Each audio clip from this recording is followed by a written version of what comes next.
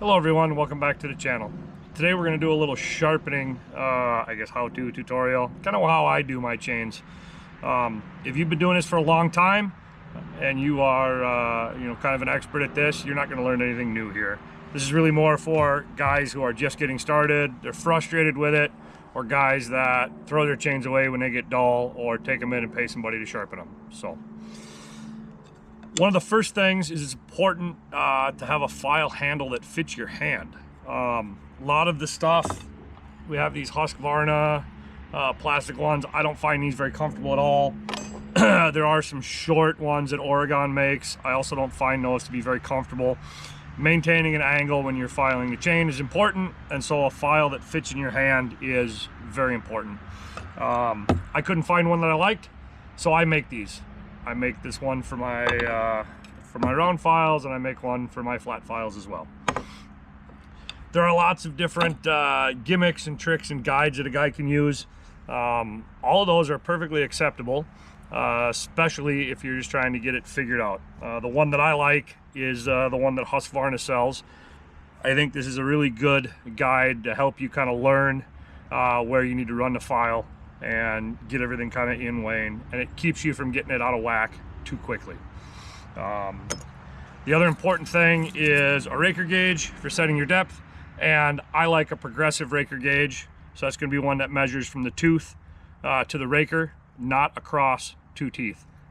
Those systems work, however I think the progressive gauge is better.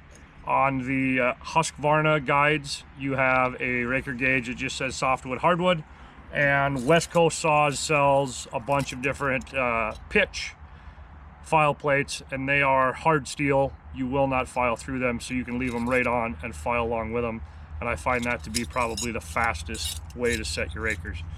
So I'm going to get the camera reset here so you get a better view of what we're doing, and we're going to finish sharpening up this chain.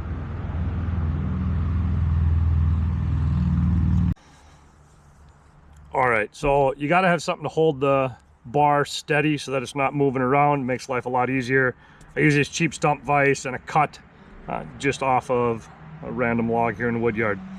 So this chain was rocked pretty aggressively and it had really low Raker, so I am sharpening and dropping the teeth back so that I get the Raker back up to where I want it on this chain.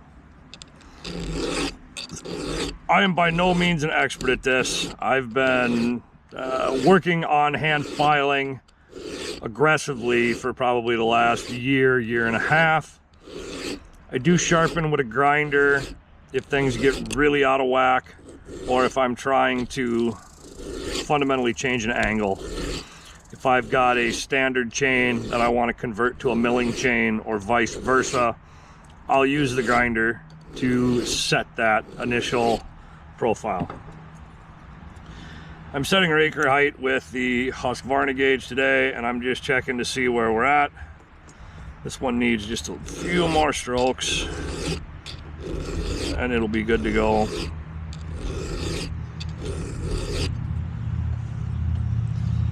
Now, the gauge works by setting it on the tooth, and it has two positions that it goes on the chain. And really, the claim to fame on this is it just gives you something that kind of sets your basic height, your basic angle. It's got a little drop in it so you can get in there. And if you run your file in here perpendicular to the faces here, you're going to be at this angle that's on the line on the tooth. And I used these quite a bit when I first got started filing chain, because I found it very difficult to get initially figured out where I was supposed to run the file. And even today I use these from time to time, especially with these half square ground chains. If I want to take them to round, I find it a little hard to get the file established right where I want it. A lot of times I'm too deep or I'm too high in the profile, and it just doesn't work out the way I want it to. So there's nothing wrong with using a file guide, either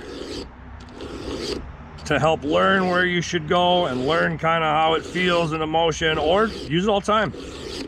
The important thing is a sharp chain, because a dull chain is a killer of saws. A dull chain will let a saw rev much higher than it normally would in a cut, and it will make it work harder, which will impart more heat into the saw. And a dull chain will actually kill a saw.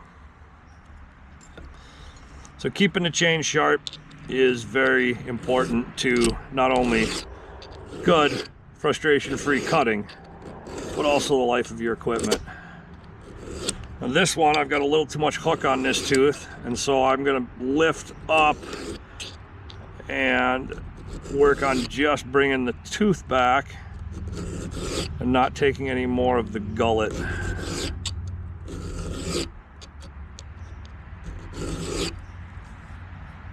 Again, I am not an expert at this, but my hand file cuts pretty good.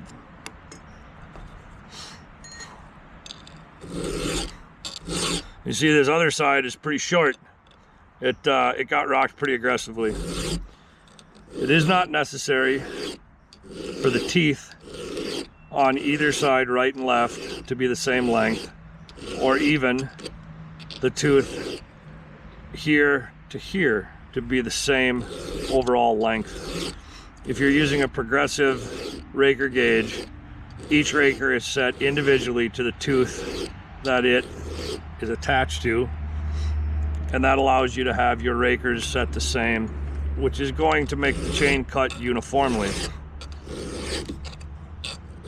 There's something nice about a chain that has real nice symmetrical cutters, left and right, forward and back, all the way up and down the chain. But the reality is, this chain rocked about half the cutters on the left-hand side, hit a piece of metal in a yard tree log that was here, and there's no reason to take the whole chain down just to correct something that happened to a small number of teeth. This is a full chisel, full house, C83 Husqvarna chain. It's a pretty good chain, I like it. It seems to hold an edge okay. It is kind of pricey, although you can get it at a good deal if you look. I run a lot of Chinese chain just because I cut dirty wood all the time, and I go through quite a bit of chain. And I just don't have a lot of value in running exclusively high dollar chain when in one filing I might have to take half the tooth away because I rocked the ever-loving crap out of it in some unseen metal in one of these logs that I get from the tree services. So I like to be at about $3 a foot. I buy my chain by the 100-foot roll and spin up my loops, and then we sharpen as needed. I've had some of the chain new from the manufacturer when I've bought them in pre-made loops previously that I tried to hand file, and they were harder than woodpecker lips. I don't know if that was a design feature or if they were having a problem and their grinder was putting too much heat into them, but man, they were hard and they would not file. I've got a Dremel, a little battery Dremel with a stone in it that I use from time to time as well. But I do enjoy hand filing. It's kind of fun, and I think you get a better cutting tooth than a powered grinder. The powered grinders, especially the bench grinder, and I have a Tecomec Super Jolly, which is pretty much the same thing as the big dollar Oregon with the hydraulic clamp. The big problem with that grinder is it only spins in one direction, and so it will raise a burr pretty aggressive on one side of the chain and leave you a nice smooth tooth on the other side of the chain. It produces something pretty close to what a factory grind finish is, maybe a little heavier burr. And while it's great in the evening when you don't have anything going on for setting up a chain or correcting one that's really rocked really bad, I don't like it for day-to-day sharpening. A hand file chain is going to be much sharper.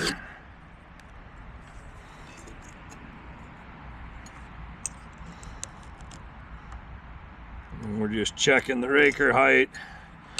Again, this was a chain that I had done some dumb things with, and I think when I first put it on the saw today, the rakers were lower than 45 thou.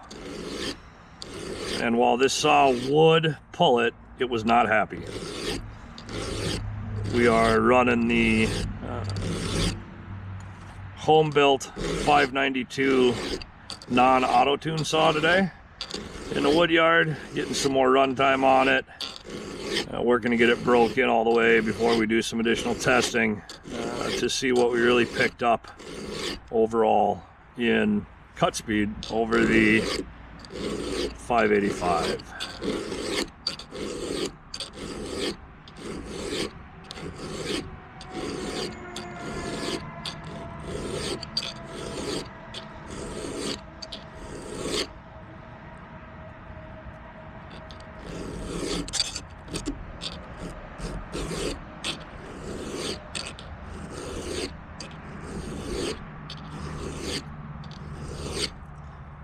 I have tried a bunch of different files.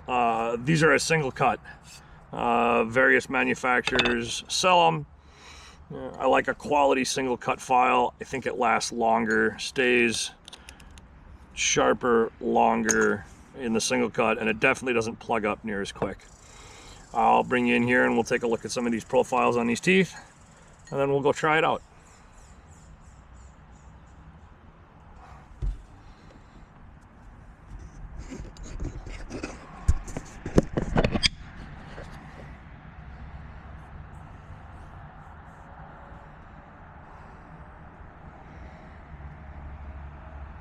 No, the camera doesn't want to focus all that well, but we don't have anything too crazy on a hook. A little bit of hook right here, which is important for the tooth to cut. The gullet is all the way out, all the way. And this chain has got rakers at 25 thou now, all the way around. So we'll take a look at it and we'll fire it up and we'll see how she cuts. All right, let's make a few cuts and see how we did.